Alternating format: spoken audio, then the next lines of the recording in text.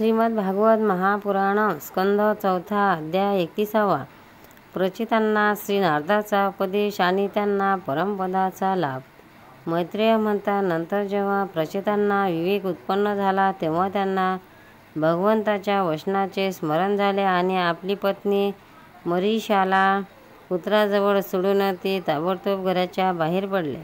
जेथे जाजली म्हणून मुनींनी सिद्धी प्राप्त करून घेतली होती त्या पश्चिम दिशेला समुद्राच्या तटावरती जाऊन पोचले आणि समस्त भूतांमध्ये एकच आत्मतत्व विराजमान आहे असे ज्ञान त्यामुळे होते. त्या आत्मविचाररूप ब्रह्मसत्राची त्यांनी दीक्षा घेतली.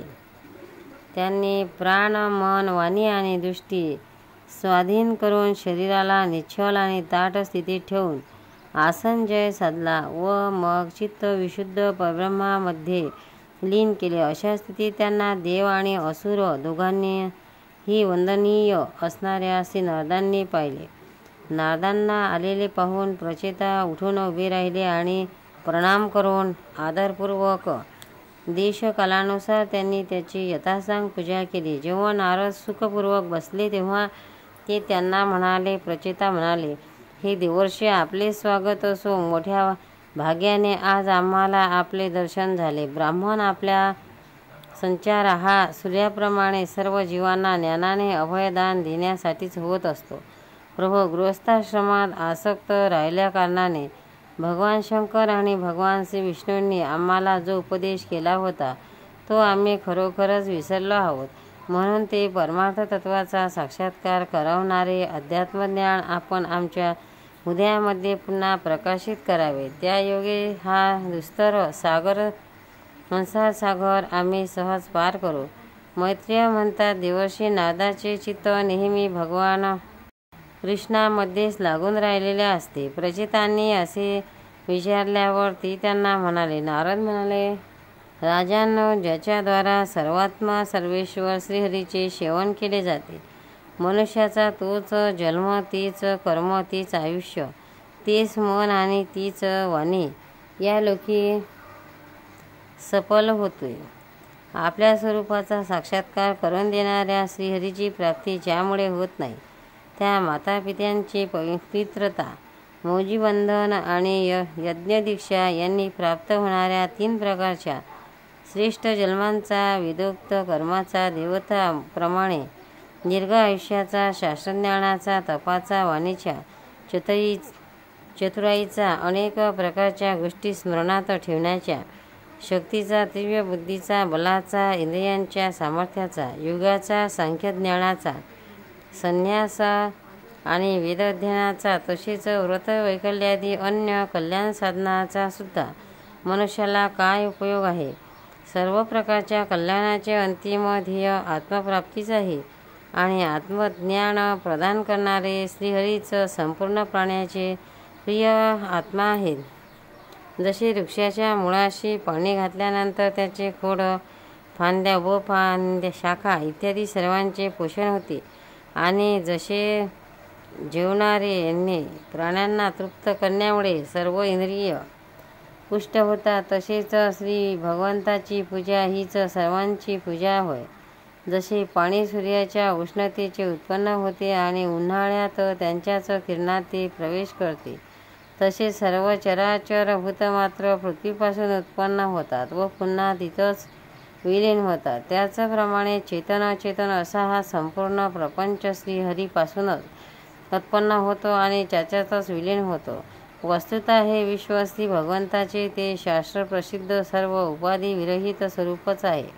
जसे सूर्याची प्रभा त्याच्यापासूनच वेगळी नाही, त्याप्रमाणे कधीकधी गंधर्व नगरीप्रमाणे भासणारे हे जग भगवंतापासून वेगळे नाही. तसेच जसे जागृत अवस्थेत इंद्रिय क्रियाशील असतात परंतु झोपेत त्यांची शक्ती लीन झालेली असते, त्याचप्रमाणे हे जग सर्व कालात भगवंतापासून प्रगट होते आणि कल्पांत झाल्यावर त्याच्यामध्येच विलीन होते. खरे पाहता भगवंताच्या ठिकाणी दिव्य किंवा द्रव्य किंवा आणि ज्ञानरूपी विविध अहंकाराच्या कार्याची तसेच त्यांच्यामुळे होणाऱ्या भेद भ्रमाची शक्ती मुळीच नाही.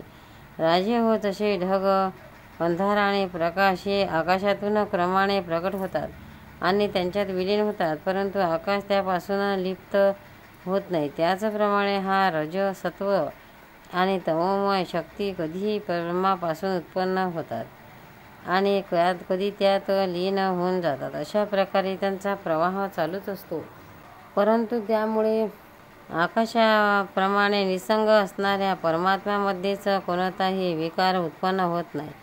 म्हणून ब्रह्मदेव आदी सर्व लोकपालाचे सुद्धा आदेश्वर असलेल्या श्रीहरींना आज्ञाहून भिन्न न मानता तुम्ही त्याचे भजन करा, कारण तेच सर्व देह धारण करण्याचेच एकमात्र आत्मा आहे. तेच जगताचे निमित्त कारण, काल उपादान कारण, प्रधान आणि नियंता पुरुषोत्तम आहे. तसेच आपल्या कालशक्तीने तेच या गुणांच्या प्रवाहरूप प्रपंचाचा संहार करतात. सर्व जीवावर दया करण्याने जे काही मिळेल तेवढ्यात संतुष्ट राहिल्याने, तसेच सर्व इंद्रियांना विषयापासून निवृत्त करून शांत केल्याने ते भक्तवत्सल भगवान लवकरच प्रसन्न होतात. सर्व प्रकारच्या वासना नाहीशा झाल्याने त्यांचे अंतःकरण शुद्ध झाले आहे. त्या संतांच्या हृदयात उद्गत होत जाणाऱ्या भगवंताच्या चिंतनाने आकर्षित होऊन अविनाशी श्रीहरी येतात आणि आपली भक्तिहीनता सार्थ करीत हृदयाकाशाप्रमाणे तिथून निघून जात नाहीत. भगवंतांना सर्वस्व मानणाऱ्या अनासक्त पुरुषावरच भगवंत प्रेम करतात, कारण ते भक्ती रस जाणणारे आहेत. जे लोक आपले शास्त्र, ज्ञान, धन, कुल आणि कर्माच्या मताने उन्नत होऊन निष्पुष्य अशा साधुजनांचा तिरस्कार करतात, त्या दुर्बुद्धी लोकांनी केलेल्या पूजेचा भगवंत स्वीकार करतात नाहीत. भगवंत आत्मानंदाने परिपूर्ण आहेत. निरंतर आपल्या सेवेत राहणारी लक्ष्मी आणि तिची इच्छा करणारे नरपती आणि देव यांची त्यांना अजिबात पर्वा नाही. असे असूनही ते आपल्या भक्तांच्या अधीन होऊनच राहतात. अशा करुणासागर श्रीहरींना कोणत्याही कृतज्ञ पुरुष थोड्या वेळेपुरता सुद्धा कसा सोडू शकेल. मैत्रेय म्हणतात, प्रचितांना या उपदेशाबरोबरच भगवान नारदांनी भगवंतासंबंधी आणखी बऱ्याचशा गोष्टी सांगितल्या आणि त्या ब्रह्मलोकाला निघून गेले. संपूर्ण जगाचा पापरूपी मल दूर करणारे भगवत चरित्र त्यांच्या तोंडून ऐकून प्रचितागणासुद्धा भगवंताच्या चरण कमलांचेच चिंतन करून भगवतमाला गेले. हे विदुरा, श्री नारदांनी प्रचिताच्या भगवत कथासंबंधीच्या संवादाविषयी आपण मला जे विचारले होते ते मी आपल्याला सांगितले. शुकाचार्य म्हणतात, राजन स्वयंभू मनुचा पुत्र उत्तानपाद त्यांच्या वंशाचे वर्णन झाले. आता प्रियव्रताच्या वंशाचे विवरणही ऐक. राजा प्रियव्रताने नारदापासून आत्मज्ञानाचा उपदेश ग्रहण करून सुद्धा राज्यभोग घेतला होता. तसेच शेवटी ही संपूर्ण पृथ्वी आपल्या पुत्रामध्ये वाटून देऊन ते भगवंताच्या परमधामाला गेले होते. इकडे मैत्रेयाच्या मुखाने ही भगवद्गुणानुवादयुक्त पवित्र कथा ऐकून विदुर प्रेममग्न झाला. भक्तिभावाच्या उद्रेक झाल्याने त्याच्या डोळ्यातून आसवांच्या धारा वाहू लागल्या आणि त्याने हृदयात भगवंता चरणाचे स्मरण करीत मुनीवर मैत्रेयाच्या चरणावर आपले मस्तक ठेवले. विदुर म्हणाला, महायोगीन, आपण दयाळू आहात. आज मला आपण आज्ञाधारातून जेथे अनासक्ताचे सर्वस्व श्रीहरी विराजमान होतात तिथे पोचविले आहे. शुकाचार्य म्हणतात, मैत्रेयांना प्रणाम करून विदुराने त्यांची आज्ञा घेतली आणि नंतर शांत चित्ताने आपल्या बंधुजनांना भेटण्यासाठी तो हस्तिपुराला गेला. राजन, भगवंताला शरण आलेला परमभागवत राजाचे हे चरित्र जो मनुष्य ऐकेल त्याला दीर्घ आयुष्य, धन, सुयश, कल्याण, सद्गती आणि ऐश्वर्याची प्राप्ती होईल. स्कंद 4 समाप्त. हरि ओम तत्सत. गोपाळ कृष्ण भगवान की जय.